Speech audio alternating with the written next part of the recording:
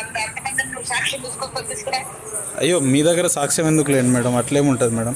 అట్లా కాదు కదా, నువ్వు అన్నావు కదా ఆ, ఇప్పుడు నా మీద నెగటివ్ రాయడానికి, నా మీద పోయి నువ్వు నెగటివ్ రాయడానికి, మా మీద అప్రోచ్ చేపించి మనుషులతోటి నెగటివ్ చెప్పడానికి నీ కారణం ఏంటనంటే నువ్వు వీడియో నీకు ఇంటర్వ్యూ ఇవ్వలేదు, లేకపోతే నేనే ఉపేందర్ని పట్టించుకోకండి లైట్ తీసుకోండి అని నేను చెప్పాను కదా.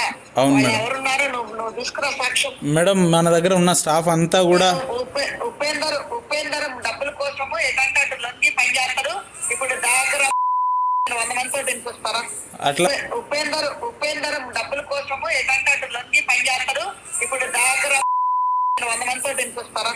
అట్లా నీతి లేని నేతలు మానవత్వమే మరిచి నిప్పు లాంటి మనిషిపై నిందలెన్నో వేసిన కక్ష గట్టి కుట్ర చేసి గణచివేయ తలసి అసత్యాలు అబద్ధాలు అడ్డంగా చేసిన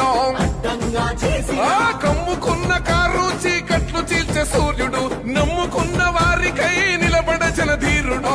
ఇక కూలక తప్పము ఆధిపత్య కోటలు తెలంగాణల ఎగరాలి ఆత్మగౌరవ జెండలు.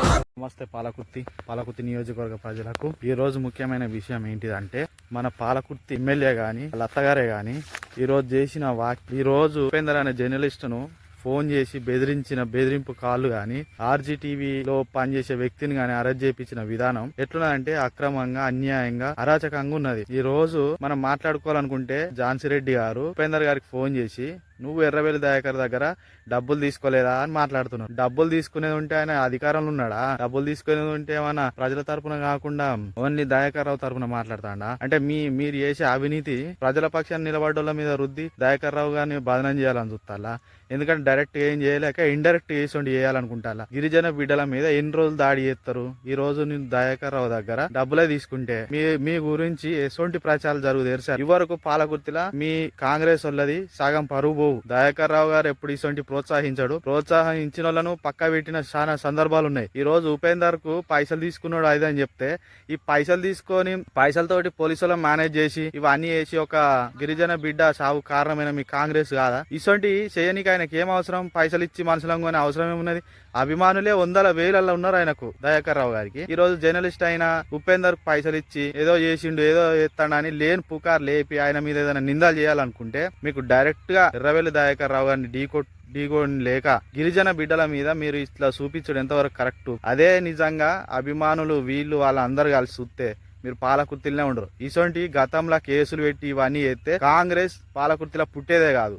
ఆయన ప్రజల వాయిస్ ఇచ్చేటోళ్ళను మీరు ఎట్లా అరెస్ట్ చేస్తారు? అసలు అరెస్ట్ చేసింది కాకుండా ఈ ఉపేందర్ కూడా ఫోన్ చేసి నువ్వు దయాకర్ దగ్గర పైసలు తీసుకుంటారా అంటే మీరు పైసలు ఇచ్చి ప్రతి మనిషిని కొనుక్కున్నట్టు అనుకుంటారా? దయాకర్ రావు అంటే దయాకర్ రావు గురించి ఏం తెలుసు మీకు? తెలిస్తే ఎంత తెలుసో అంతవరకే అనులే. ఆయనకు 100,000 అభిమానులు ఉన్నారు.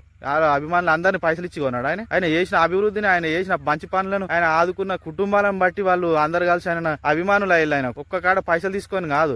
ఈ రోజు ఉపేందర్ కు మీరు ఏమన్నారు? ఉపేందర్ జర్నలిస్ట్ ఏమన్నారు? మీరు పైసలు తీసుకున్నావు ఎర్రబెల్లి దయాకర్ దగ్గర అంటే మరి నిరూపించండి ఆయన పైసలు తీసుకున్నట్టు. ఇది గతంలో వాళ్ళ గిరిజనులకు అన్యాయం జరిగిందని మాట్లాడితే పైసలు తీసుకున్నట్ట. ఈ రోజు మీరు ఎర్రబెల్లి దయాకర్ రావు గారిని పైసలకు మనుషులంగా ఉంటాడు అని ఇదొక బదనాం చేసి ఆయనకున్న మంచి పేరును చెడగొట్టాలని ట్రై చేస్తే అది కాని పని, నీ కళలో కూడా కాని పని. ఎర్రవేలి దయాకర్ మీద మచ్చ చూపిద్దాం, ఒక అన్యాయం వేద్దాం, ఒక అక్రమం చూపిద్దాం ఆయన వేసింది అనుకుంటే పాలకుర్తిలా 0 వెళ్తుంది. ఎందుకంటే ఆయన ఎప్పుడైనా ప్రజల మనిషి, ప్రజల లోపల ఉండే మనిషి, ప్రజల దగ్గర ఉండే మనిషి. ఈ రోజు మీరు ఉపేందర్ కు పైసలు ఇచ్చిండు, ఇంకోళ్ళకి పైసలు ఇచ్చిండు అని ఎర్రవేలి దయాకర్ రావు గాని బదనాం చేస్తే మీరు చేసిన సర్వేలనే తేలింది కదా. ఒకసారి చూసుకోవాలి, మీ సర్వే మీరు చూసుకోవాలి. పాలకుర్తిలో మీ పరువు ఎట్లున్నది, పాలకుర్తిలో మీ విలువ ఎట్లున్నది అని మీరు చేసుకుంటేనో సర్వే అయితేనేమో అది కరెక్ట్. గానీ జర్నలిస్టులు గిరిజనులకు అన్యాయం జరుగుతుందని మాట్లాడితేనేమో దయాకర్ రావు దగ్గర పైసలు తీసుకున్నట్ట.